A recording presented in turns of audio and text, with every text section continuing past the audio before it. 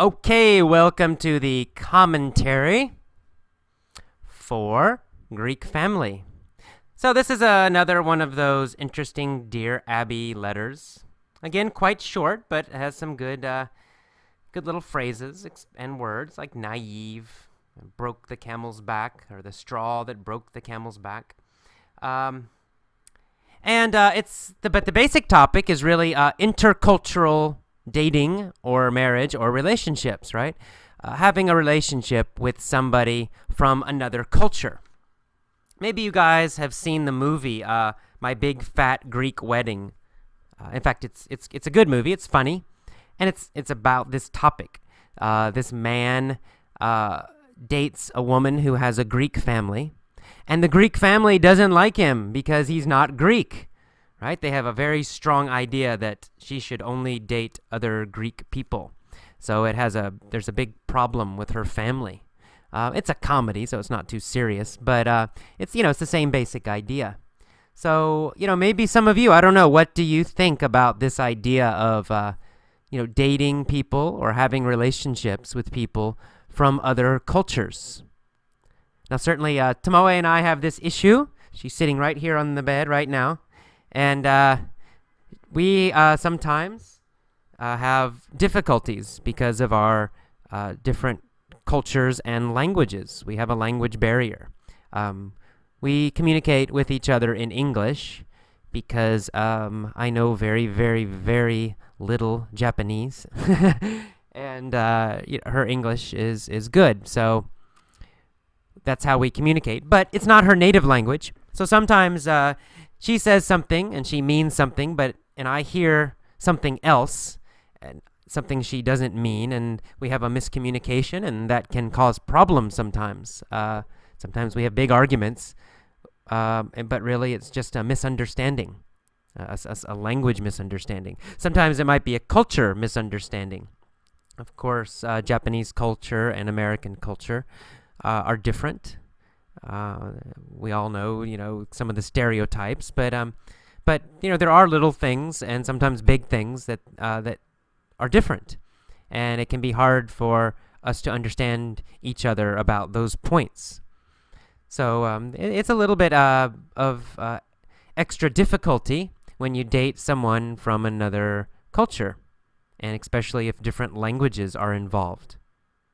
Now, on the other hand, it's also an opportunity to learn and grow, right? You learn about a lot of new things. The other person has different ideas, different views, a different point of view on life from your own and from your own culture, and that can help you grow and learn more about the world and hopefully be more open and flexible. And that's great. In fact, that's one of the benefits also of just traveling in general or learning another language. You go beyond your own little small country. And most of us, we grow up and we're told that our country's the best, right? And we know this is true when we're young. All Americans know that America is number one. America's the best country in the world. In fact, a lot of Americans believe that, even adults. I'd say probably most Americans believe that. They think everything in America is the best, and other countries are not as good at anything. We're the best at everything, and everything we do is good and correct. And, this is not, people get mad at the United States because of this, mainly because the United States has a lot of power right now, and we don't use that power very well. However, I've traveled to many countries, and I can tell you that most Japanese people think Japan is number one and it's the best culture and country in the world. And most Thai people think that Thailand is the best country in the world. Now, they know it's not the richest, but they still think, well, our culture, it's still the best. And I think most people think that.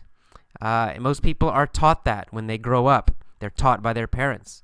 They're taught by their society, by their media, that there's something special about their country which is better than others. And while it's nice to like your country, it's a dangerous idea. Travel can help to get rid of that. illusion. And an illusion is something that's not true, but you believe it is true. So when of course, I never really thought America was always number one, but, I didn't understand the rest of the world. When I traveled to India, the first time I left America, I saw, wow, there are other ways of living. There are other ways of doing things. And some of them are better than America. Some of them I liked better.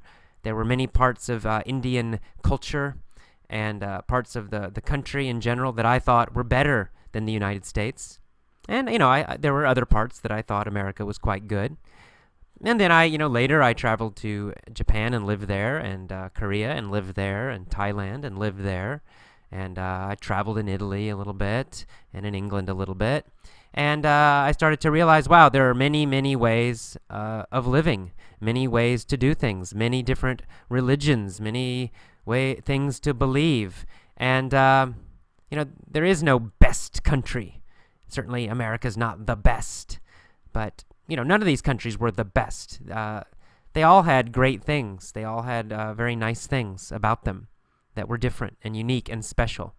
And so that's a great thing about travel, and a great thing about learning a language, and a great thing about connecting with people from other countries.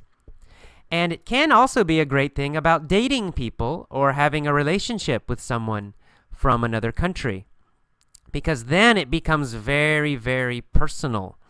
When you travel, it's not so personal. You go to a country and you see it and you learn something, and then you go home. If you live there for a while, it's a little deeper, of course. But if you have a relationship with someone from another country, it's even more deep, because then you really start to see how differently people think and how different people's beliefs can be. And, that can be very good. It's sometimes difficult, but in general, I think it's very, very good. It certainly has been very, very good for me, and has helped me open my mind more to the world, and hopefully not be a typical American.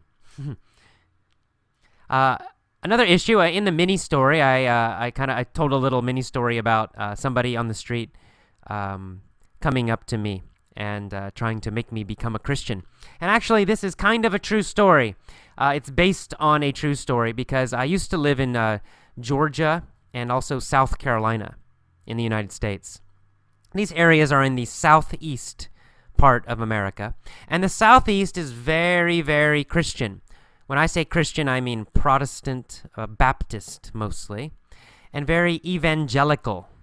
Evangelical means they're aggressive. They try to change people's religion. And so I would be walking around my town, and this would happen. This happened to me a lot, especially in South Carolina. People would walk up to me and start talking to me, and then very soon they would start talking about religion, and they would criticize me and attack me because I wasn't part of their religion. And I really actually hate that about Southern culture in the southeast part of the United States. I like some things about the South, but I really hated that part, because I was often bothered by these people. And it's a kind of intolerance. It's a kind of what I was just talking about with travel. These people usually had never been outside of America. They had no contact, no experience with people of other religions. They criticized Islam, for example, but they had never met a Muslim person. They certainly had never read the Quran. Until they met me, they had never met a Buddhist before. And I'm only kind of a cowboy American Buddhist. I don't know if that's real or not. So they really have no experience of the world. And so if you have no experience of the world, you're quite naive. And when you're naive, it's easy to have very strong beliefs about something, about a religion or about something else. It's easy to believe you're the best and you're always right if you never have experiences of other people in other places that have different beliefs that are also quite good or quite interesting or quite powerful or quite helpful. And, South Carolina is a small little place. Most people in South Carolina have never traveled outside the United States. Many have never traveled outside of South Carolina. They've never been to a big American city, even. So their experience is very small. It's quite naive. And so living there was a bit difficult. It wasn't only these kind of Christian people, but it was many other kinds of things where they had these very narrow, small beliefs, and they wouldn't debate them. They wouldn't consider other ideas. It was just they're right and you're wrong. And unfortunately, we see that in the United States, in our government right now. This same mentality. I would say George Bush has this mentality. And the people who support George Bush have this mentality. George Bush is very popular in South Carolina, for example. Still very popular. In the rest of the country, not so popular. But in places like South Carolina, he's still very popular. And he has the same kind of mentality. America's number one. Everything we do is the best. Islamic people, Muslim people are totally wrong and bad.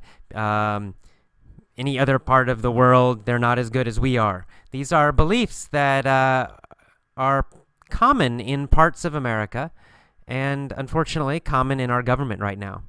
So I don't know if we can make more Americans travel or meet people from other countries. Maybe that might help. I don't know. That's your job.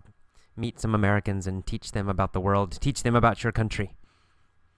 All right. Well, I guess that's all for the commentary. I guess I talked about several topics this time. I hope you're enjoying Effortless English.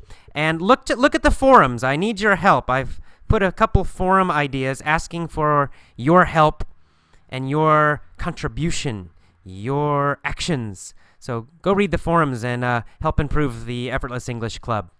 See you next time. Bye-bye.